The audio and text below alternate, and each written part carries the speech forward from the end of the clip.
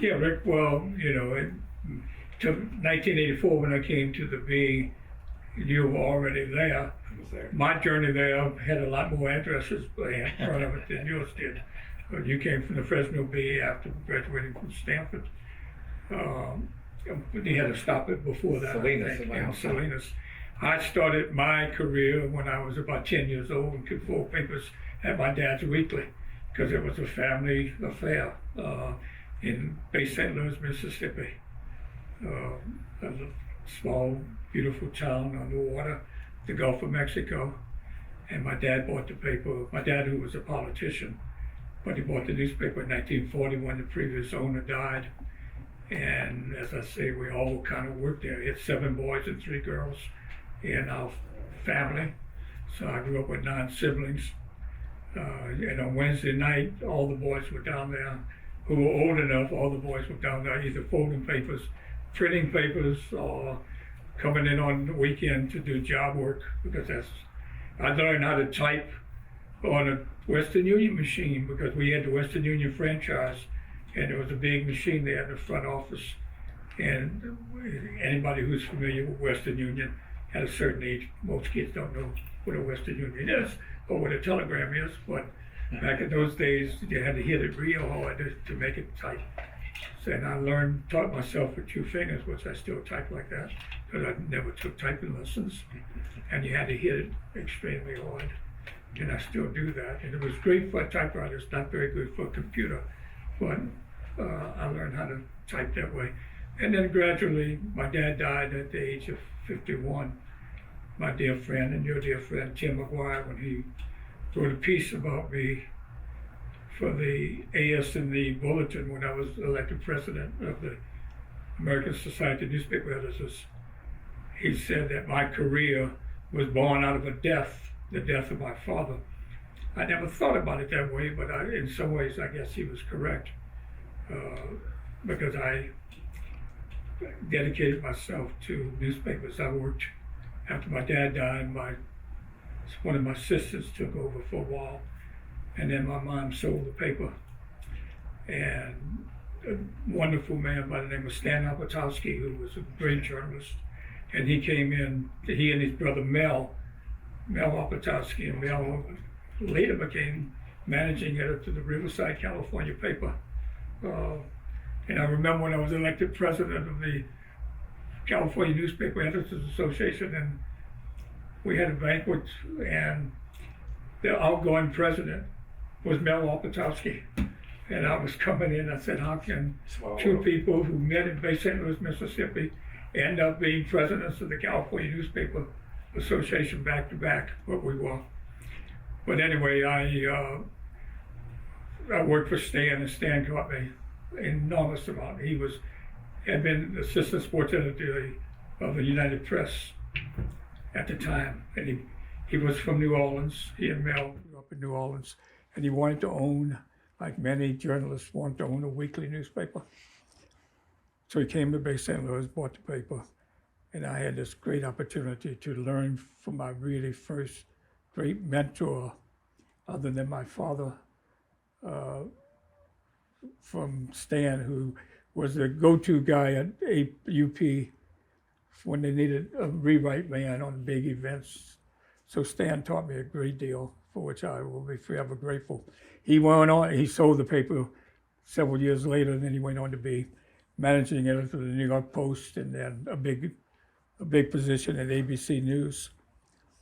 And one of the assignments he gave me when I was just still a teenager, coming out of my teenage years, one summer he sent me up to Portsmouth, Mississippi, to cover an execution. And it was a gas chamber execution, and the young man who was being executed was from our hometown. His name was Carl Boogie Woogie. That was his nickname, Boogie Woogie LaFontaine.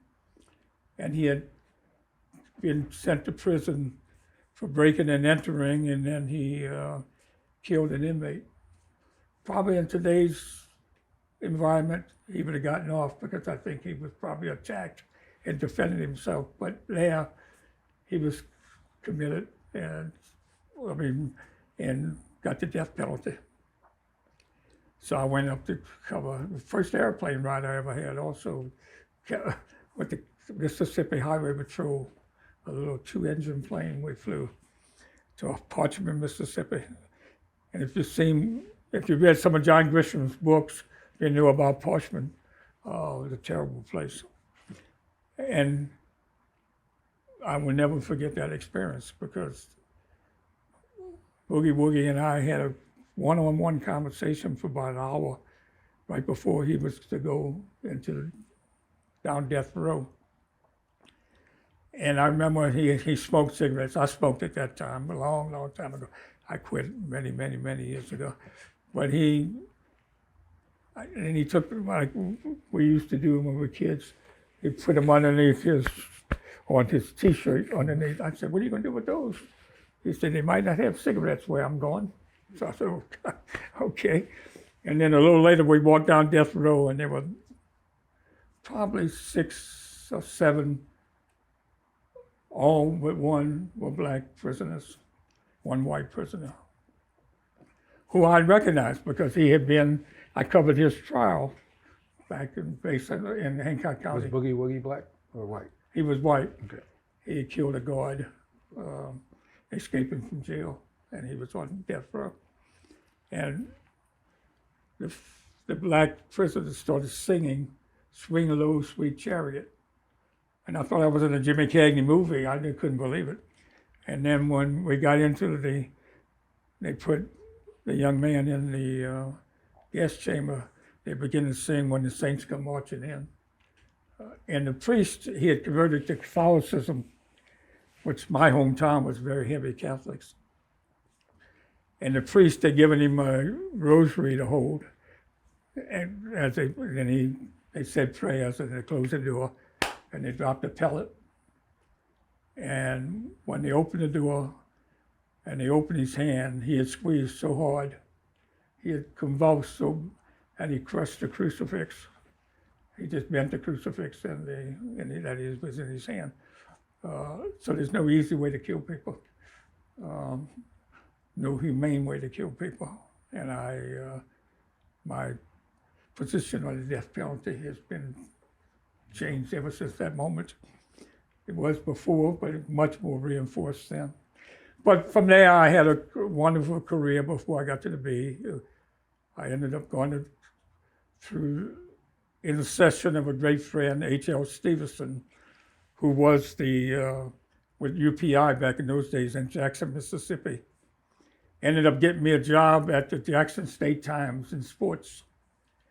It was a brand new newspaper, and we started with a big staff with a lot of money, and it was started by a bunch of advertisers who got tired of paying the monopoly 2 newspapers high rates. And then we shrunk and shrunk and shrunk as they began to lose money. And we started with 6 people in sports, ended up with 2. I was one of the 2. And those days we worked as you did when you were a youngster. You worked 80-hour weeks and you did 90-hour weeks and you didn't think anything about it. And there was no such thing as overtime, and God help you if you asked for it. But it was a great learning experience because I got to do everything in sports. And then my former boss from there moved to Jacksonville, and I went with them a little later to be assistant sports editor in the Jacksonville Journal. And I was there for 6 months. And Furman Bishop, the great sports editor of the Atlanta Journal, called me and hired me as assistant sports editor of the Atlanta Journal. I was 22 years old, and I was the youngest guy on the staff when they all was right, assistant sports editor of this paper. And it was great. Maybe the 5 of the best years of my life in journalism. We get together for years and years. We've had annual reunions. A lot of us have died along the way. A lot of those, unfortunately and sadly. In fact, I'll be going to Atlanta tomorrow one of our great writers died 3 months ago, and we're finally going to get together to wish him goodbye in the way we always do when one of us die. Anyway, His name was Terry Kay, and he was a wonderful author.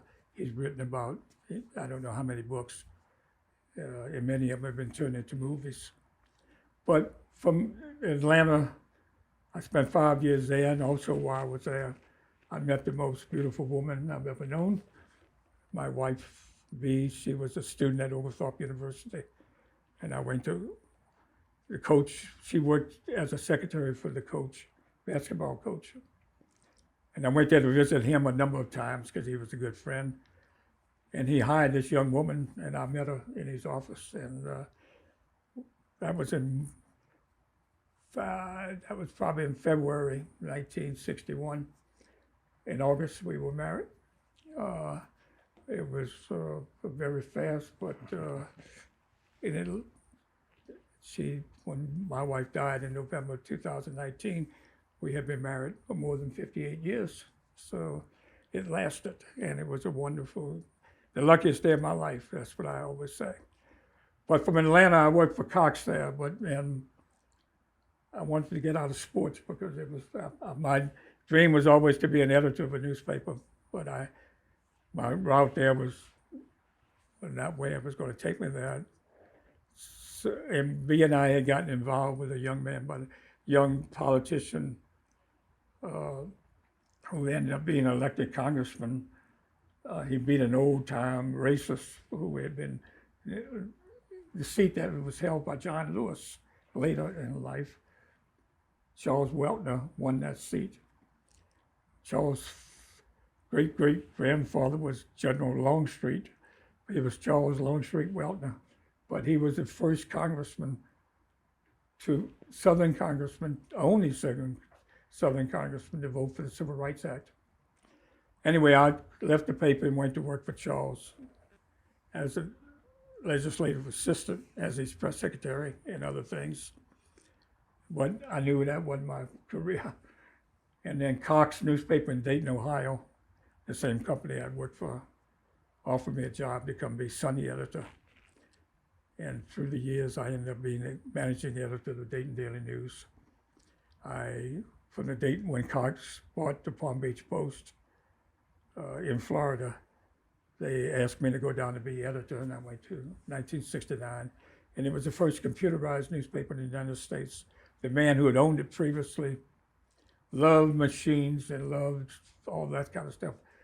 Didn't care for people, didn't pay him anything. He had a terrible newspaper, but it was a great location. It was a location where we had the richest people in the country, many of the richest people in the country here.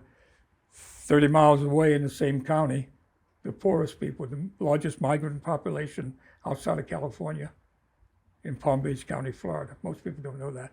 It's the vegetable and sugar center of the United States, on the east side of the United States. So we went there, and the great thing was there were two newspapers, the morning and afternoon. I took the morning paper. Afternoon paper was a very small paper. We had another editor, but they had a small staff, so he took most of the staff. So Dave Lawrence, who I hired as managing editor, who had been at the Washington Post, and who later became editor of in Charlotte, North Carolina, and publisher in Charlotte, and publisher in Detroit, and publisher in the Miami Herald, a great journalist. He was like 27 years old when I hired him as managing editor. I was only 32, so we hired a whole bunch of young kids. I hired 6 of them for the Miami Herald, all young. 5 right out of the University of Tennessee. We hired 4 from the Fort Lauderdale News. We just created a whole new staff. And for 4 years, everybody who worked there said it was about 3.5 years. That was their Camelot moment in journalism. We got there in June of 1969. In September, 2 newcomers, Ken Pollock, who ended up here later in life, and Dallas Kinney, a photographer we'd hired from the Miami Herald, came to my office and said, "We've got to do a story on this migrant workers. Come with me, and come with us, and we'll go out and show you." And sure enough, incredibly bad, just terrible conditions as it is, as you know, because your dad worked in the fields. And anyway, so I said, let's do this series. And we did a series called Migration to Misery. And with that, we won a Pulitzer Prize. And Kent, the writer, won every national award that was available for writing, except the Pulitzer. The Pulitzer was given for the photographs. It should have won the Pulitzer for the content, but it was an incredible series. But he won just a slew of national awards, including the Robert F. Kennedy Award. But in 1972, the election came along, and our paper, for which I was editor, both the editorial page and the news side, decided we were very hard on Richard Nixon because we believed in Watergate, what it was. We opposed the Vietnam War. We had a very liberal, which reflected my and the folks on the editorial page, our viewpoints. But our owner, Mr. Cox, who owned a number of newspapers in Atlanta, Dayton, Springfield, Ohio, the Miami News, decided for the first time in history that all of his papers would endorse the same man, the same candidate. In those days, it was men only, and unfortunately still is. But at any rate, he said every newspaper would endorse Richard Nixon. Well, we tried. My boss from Dayton, Jim Fain, who was another great mentor of mine, tried to convince Mr. Cox that he shouldn't do that, wasn't necessary. But he was almost ready to change his mind, but a couple of the publishers talked him out of it. So he said no, so I left the newspaper because I just thought it was, not because of me, but I thought it did damage to the newspaper that you can't overnight change. You can't overnight just change the opinion of a newspaper that would have done. So I left the newspaper. Interesting, I wrote the editorial supporting Nixon because if I'd asked my editorial page editor to do it, he would have quit. And if they asked the managing editor to do it, he would have quit. So I said, So I wrote a piece of fiction, and as I handed in my resignation. And I had no job because I don't believe you quit. If you quit on a matter of principle, you shouldn't have a job in your back pocket because that's not principle. You do it without a job. We had 2 young children. My wife was great. I mean, she loved Palm Beach, West Palm Beach, where we lived. She was involved in many, many things. It was a hard decision, but we left. And after that, I ended up in television for 2 years at the Washington Post station in Miami. But I knew I wanted back in newspapers, so I went to Corpus Christi, Texas, to be editor of 2 newspapers there. And then after that, I ended up in Chicago working for another great man, a great mentor, Jim Hogue, who was a publisher. And I went as managing editor of the Chicago Daily News. And then the Daily News, which has a historic background, couldn't make it. It was an afternoon paper owned by Marshall Field. He also owned the Chicago Sun-Times, the Marshall Field of the Marshall Fields, one of the heirs of the Marshall Field name. He didn't own the department store, but he owned the newspapers at that time. So when the Daily News folded, we merged the staffs, and I ended up as managing editor of the Sun-Times. And I stayed there for almost 8 years until a guy named Rupert Murdoch bought our newspaper. And I knew I couldn't work for Rupert Murdoch because we were about 180 degrees apart journalistically. So I left another job I loved. He offered me the job as editor. He asked me to stay as editor, and I told him I couldn't do that. I gave him a 2-week notice. It lasted a week because I was trying to get everybody jobs elsewhere. I don't blame him. He ran me off. He told me to leave because I was trying to get my friends jobs elsewhere. And I was out of job. By this time, our daughter was in college. My wife was studying to get her doctorate, and our son was a junior in high school. So we put my name out there. Well, interesting, I got 4 offers in television and 2 offers in the newspapers. And the 2 offers in the newspaper, one was to be editor of the Denver Post, and one was to be executive editor of the Sacramento Bee. And I chose, after a lot of consideration, I chose the Sacramento Bee for, as I've said many, many times, because of C.K. McClatchy and Irvin Potts and what they believe in, the kind of journalism they believe in. I've always said C.K. was one of the most underrated newspaper publishers, owners, actually, in our history. He was a little man who was very introverted, and as you know, and stayed in the background mostly, but he made some tough decisions along the way. I can remember when the Kings came here and they had Arco Arena. The first place, it was Kings Arena for years, for several years. And that's what we called it. And then Arco just bought the name. I made a decision that it's still the Kings Arena. You could argue with that. CK did. He didn't agree with me, but we kept it. KCRA did also, kept the name Kings Arena. Everybody else changed. Only 2 places in town that did were us and Channel 3. And then, so the Arco people stopped all their advertising in the paper. And then about 6 months later, they wanted a meeting. And CK said, fine. So they sent 2 or 3 vice presidents up here. And we met in the private dining room. And they said, as we began to sit down to eat, CK said, gentlemen, I appreciate you coming. I know why you're here. But before we have lunch, let me just tell you, we're not going to change it. We're not going to change our mind. But it's nice to have you. Let's enjoy lunch. That was the end of the conversation. It was $600,000 worth of advertising, but CK wouldn't budge. It was in his mind, it was my ethical decision, and he gave me the opportunity to do that. Well, you could say I was wrong, but he trusted me and supported me. That's the kind of person I worked for, and I worked that way. I later became vice president of news and held both jobs for a while. Then ended up going full-time vice president for news and had a chance then to pass it on to you.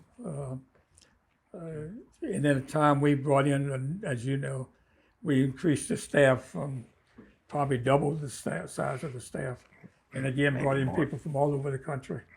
And ended up with your help and my dedication to the idea, we ended up with the 3rd most diverse newspaper in the country as far as, the differences of ethnic backgrounds, race, female versus male.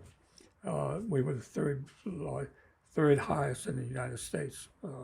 And that was much of your doing as well, certainly. We went to every convention of every one of the minority journalism associations in the Bee. And then we began to do major projects. We were the first newspaper to really do the story on AIDS in Africa. Nobody sent a reporter to do that story. We did. It won some national awards. I came with the idea, we can't beat the LA Times. We don't have 1,300 people. They do. We eventually had 300, but they had 1,300 people in their staff. But let's see what we can do better than anybody else. I believe we could do science better than anybody else. We had a great science writer, and we have all the great labs and all the great researchers within driving distance of Sacramento. I thought we could do environment better than anybody else because of where we're located. Northern California, one of the great places in the world to do environmental reporting. And I thought we could do politics and capital reporting better than anybody else. And that's what, we didn't ignore anything else, but that's where we put most of our emphasis. We won the Pulitzer Prize, the highest Pulitzer Prize of all for environmental reporting, when we did the story on the Sierra Range and destruction of the Sierra Mountains. And Deborah Blum won for the Monkey Wars, about the use of the animals in research. So, we ended up with a really, really fine newspaper. and then you took over, and it continued to grow. It did. So why don't you tell us about you? A little bit of different background. I grew up in Salinas, California. My dad's family were immigrants from Mexico. My dad himself was born in El Paso, Texas. But my grandmother and grandfather on my dad's side originally came to the United States as undocumented immigrants.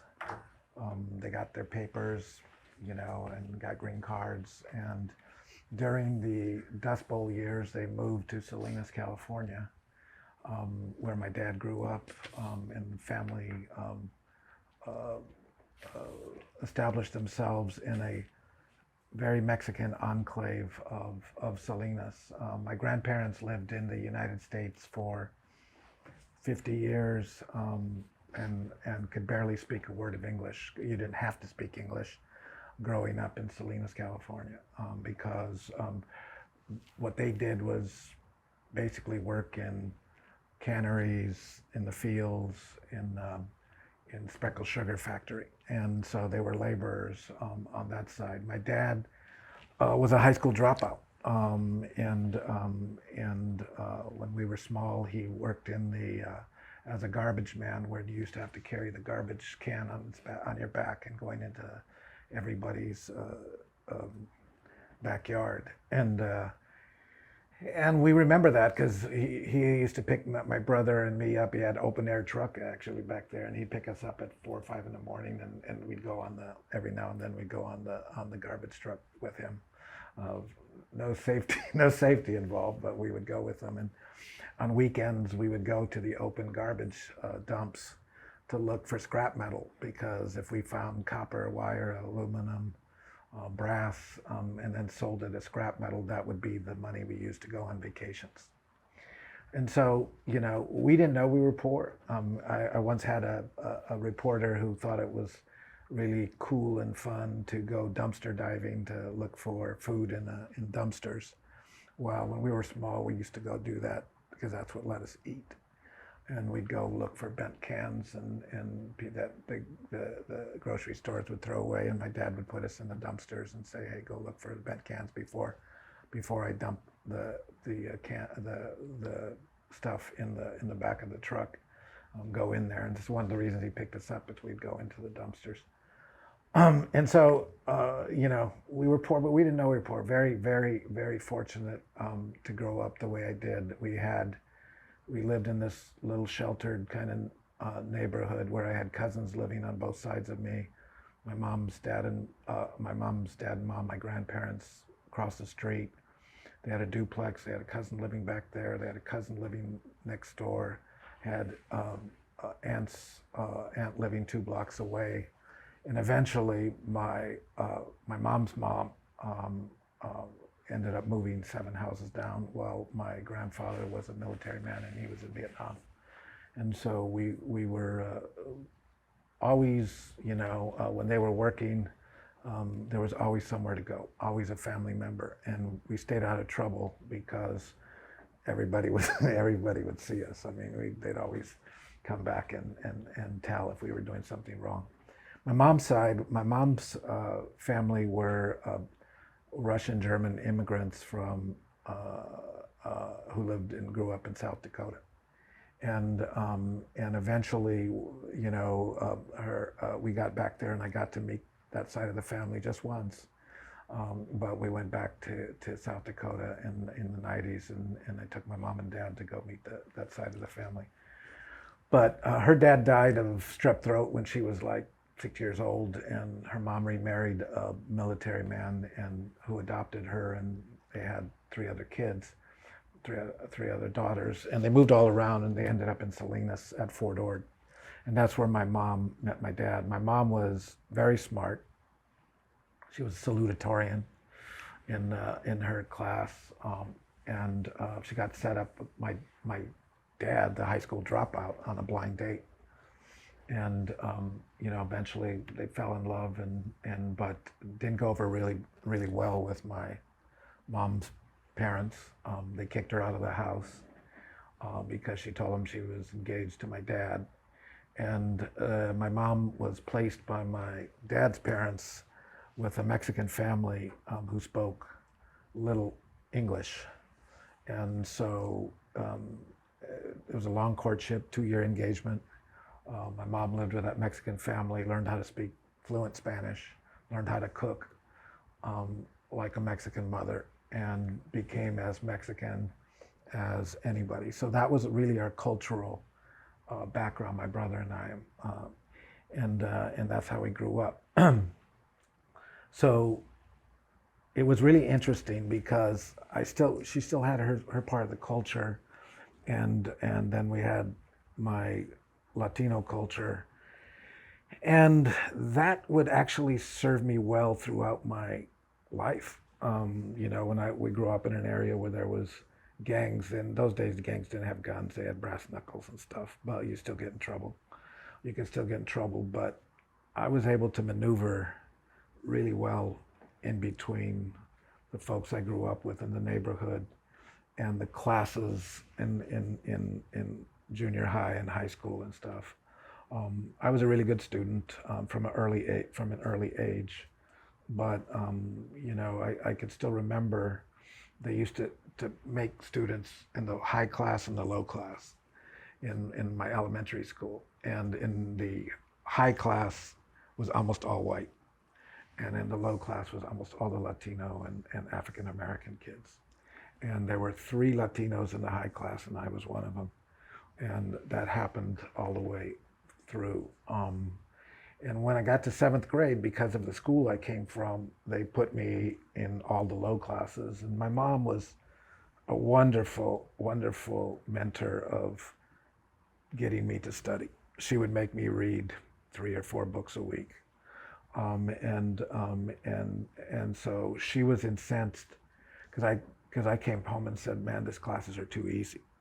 And she came home and went to the principal and said, "You guys have misjudged my son. He should be in higher classes." And so the principal said, "Okay, he can challenge the classes that he's in." And I did. And immediately they moved me up to all of the higher level classes. And it was there I got involved in journalism in the higher level classes. So in 8th grade, I became the sports editor of the small Washington Junior High School Roundup. And that was my first foray into journalism. At the end of the year, I was voted the outstanding journalism student in the 8th grade. So then I went on to high school, and the first couple of years I didn't take journalism. But again, I was involved in student activities. I was a sophomore class vice president, and then a junior year they didn't have an editor for the high school newspaper, and I wanted to be the sports editor again because I wanted to put my own picture in the paper. But I was sports editor for one issue, and then one of my first mentors, Art Gallegos, the teacher, came to me and said, "We'd like to make you the editor after one edition." I said, "Oh, sure, let's do this." And so I started doing that. I started writing editorials. I started writing stories. And at the same time, what was happening was Cesar Chavez was organizing the United Farm Workers Union in Salinas. And it was a big deal. And I was in a unique position because my family members were members of the United Farm Workers. And all of friends I played sports with and hung out with, they were the sons and daughters of the growers that owned the company that my family was striking against. And I would go to their houses and listen to both sides. I would go to the rallies of Cesar Chavez with my cousins, and then I would go then to talk to the parents, and I'm 16 years old, and I'm trying to figure out what everything was going on. And so finally ended up writing a story about these supporters of Cesar Chavez who were being evicted from the farm labor house that they had they had been living in, and they were being evicted for being supporters. And I wrote this story, and it won the best story in high schools in California. So again, that reinforced me as a journalist. I said, okay, I just got named as the top young journalist in California, and et cetera. And so then I had one more year as the editor, and and I was really kind of cooking at school. I was vice president of the student body. I played quarterback on the football team. I was the captain of the basketball team. But at the same time, I was very shy. If you go to a party, I'd be the one standing in the corner. I'd be the one that didn't want to talk to anybody because I was just shy. But if you put me on a stage, basketball court, give me a pen, let me be a journalist, that ended up making me come out. And that's what really attracted me to journalism. That plus watching all of the history being made in Salinas, and that. Beyond that, my grandmother and grandfather were illiterate. They couldn't speak. They couldn't write. As a child, I practiced for months to teach my grandmother how to sign her name, so she didn't have to sign with an X. But they were great storytellers. They would sit with me and tell me stories for hours. They would just sit and tell me stories about growing up in Mexico and Pancho Villa and all kinds of stuff that they saw and they witnessed. And so I had that in me as well. And so I was working at a Mexicatessen, and it was a small Mexican grocery store. Only spoke Spanish there pretty much, and it had a tortilla factory. And I started working there because my grandmother had been going there for 30 years, and I needed a job. And so they started me out on the tortilla line, and I was terrible. I was like, that old Lucille Ball thing where the conveyor belt's going too fast and the tortillas were going too fast and then falling on the floor, and I'd pick them up and put them in the bag anyway. I was just terrible. I got a call from another one of my mentors, a man named Eric Brazil, who was the son of the presiding judge in the Superior Court, and was also the editor of the local paper, the city editor at that time, the Salinas Californian. And he said, hey Rick, and I had known him. We played basketball sometimes. He's a big athlete. We still play pickup games. And he says, hey Rick, how would you like to come and work at the Californian? You can, journalism, I know you've won that award, and I gave you an award as the most valuable staffer and all that stuff. And we had a family connection. My aunt used to be his nanny and his maid growing up, his family's maid and their nanny. And he wanted to repay her by getting me a job in journalism, my Aunt Maria Halkin. And I said, sure. And I actually took a 10-cent an hour pay cut to go from working at the tortilla factory to go work on my first job in journalism at the Salinas Californian. But I was so fortunate when I got there that I was one of the few Spanish speakers. So when Cesar Chavez was coming through and doing stuff, all of these seasoned veterans, really, really great people, would take me out with them so I can translate, but I saw history unwinding in front of me. And, I just got hooked. I would spend, even when I wasn't being paid, I would go out on news stories, and I'd go out with them. And I decided to turn down some scholarships to go to community college, which was 2 blocks from my house. And I went to the community college so I could keep working at the paper. And did some great stories. Got to, over my career, I probably interviewed Cesar Chavez 2,000 times, maybe more.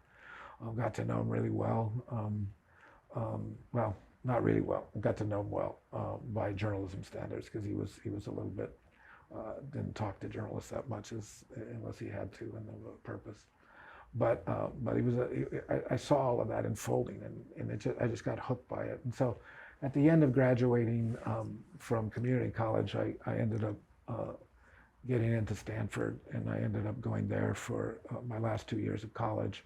Then I came back and worked in Salinas for another couple of years, covering the same thing, covering all kinds of things like gang murders. Soledad Prison was right there, and there was a big gang war between the Nuestra Familia and the Mexican Mafia. And it was there I learned, journalism could be dangerous. A lot of the people that I had grown up with in that neighborhood, a lot of them ended up going into the Nuestra Familia. And when I was writing about them, they got very angry with me. And there was one point at which I was writing about a death at a lowrider convention, and I was doing some investigations, wooded park inside Salinas, and all of a sudden, behind all of these trees, this group of the Nuestra Familia came out of the trees, and they circled me. And as I was walking, they started calling me, the guys I knew, they started calling me Pepe Le Pew, skunk, tattletale, et cetera. And they said, if you keep it up, we're going to take you and your family out. And I was probably too naive to understand what was going on, but didn't stop writing. Detectives warned me that I was on a hit list, and they'd call my grandmother's house, and she didn't understand what's going on, so she'd tell them to go jump. But it was a very dangerous time. And then when I went away to Stanford, this happened, and this happened before.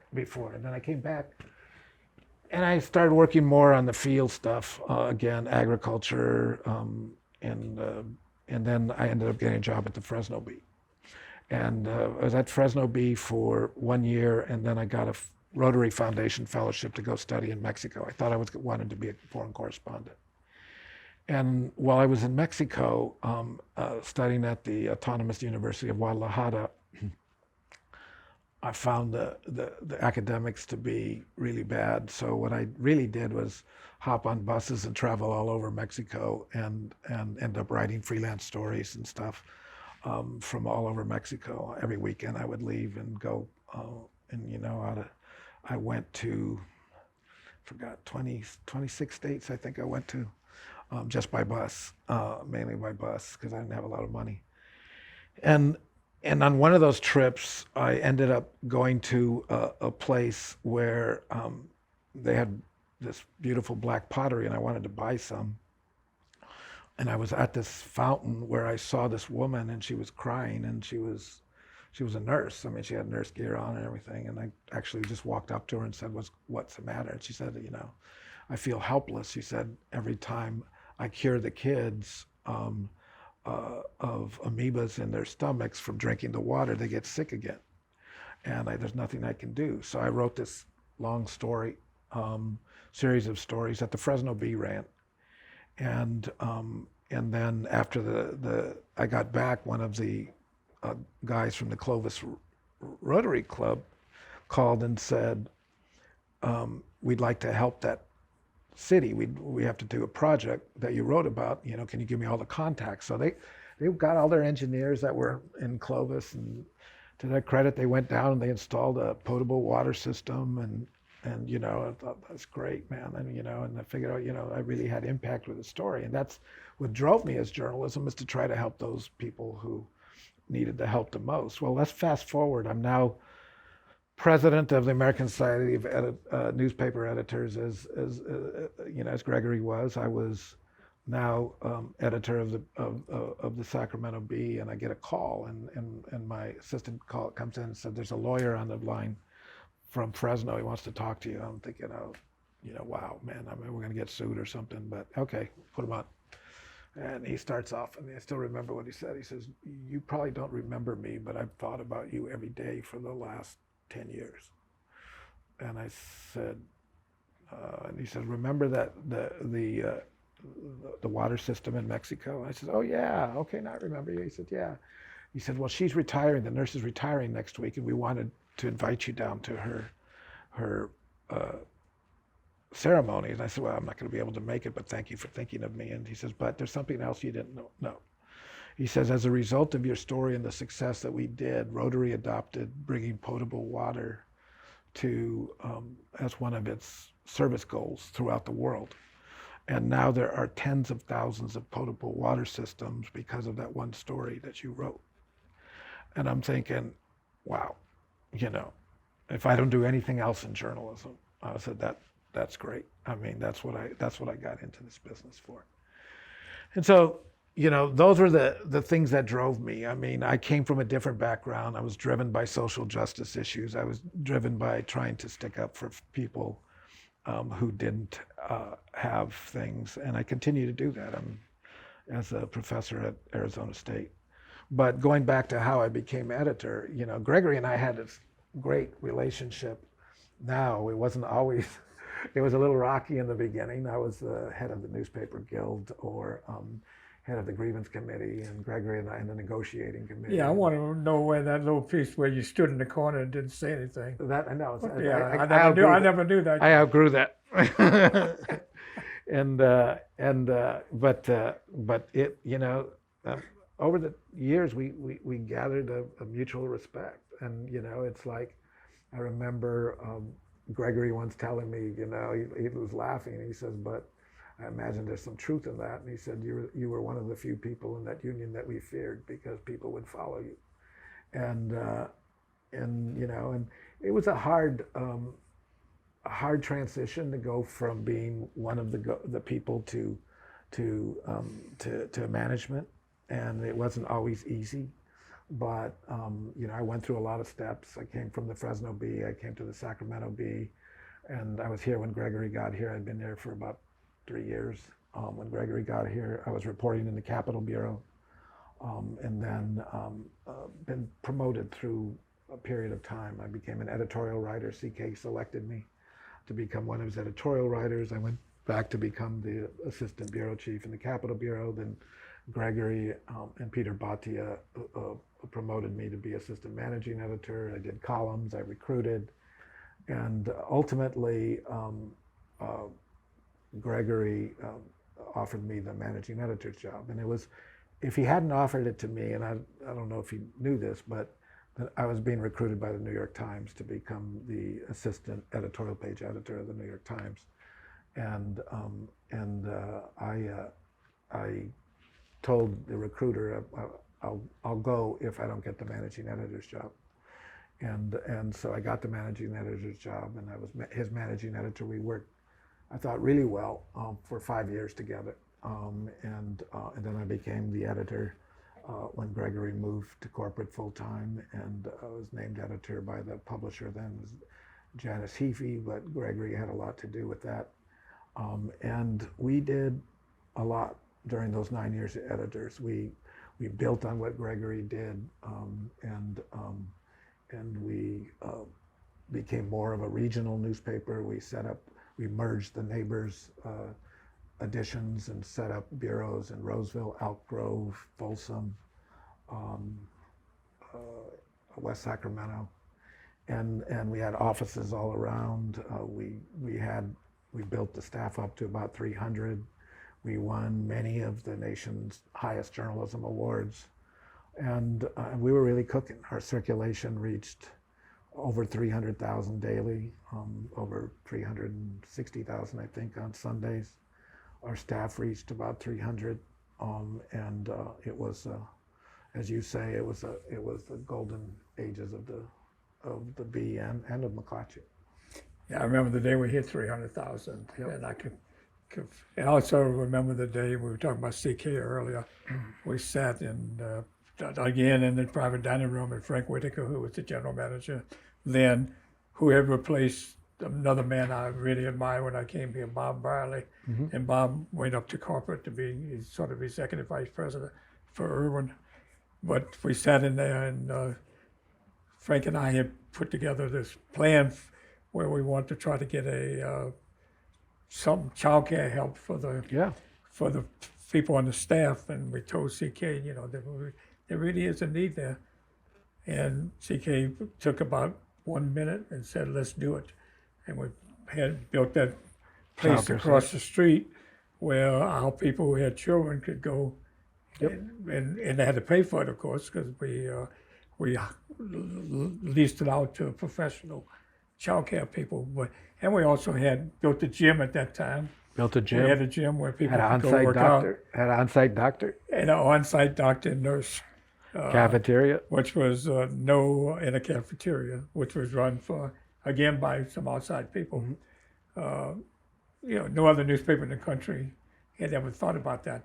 When I was at the Sun-Times, it was the first child care center I ever saw, but it was Epi Lederer, who was dear Ann. Dear Ann had in our building, she had all of her people, if they had children, we created for her a child care center within our office. So it was the first I'd ever seen like that. But here we did it not for the whole paper, because there were only 27 slots that were open. But it served wonderfully for our people to be able to watch their children. But in building this kind of thing that was created, you bring in a lot of new people. You do. There's a lot of old people, and making that. I've had to do this too many times in my life. I've done it 5 times now, where you bring together those who existed and those who are brand new, all who have ambitions, all who have different levels of skills and talent, and you try to do the best you possibly can in making that, molding those things together. It's hard to keep out some resentment. It really is. It's very difficult. It is. Because everybody wants a piece of the pie, and the largest piece of the pie. That's what makes journalists journalists. They got great ambition, and I admire that.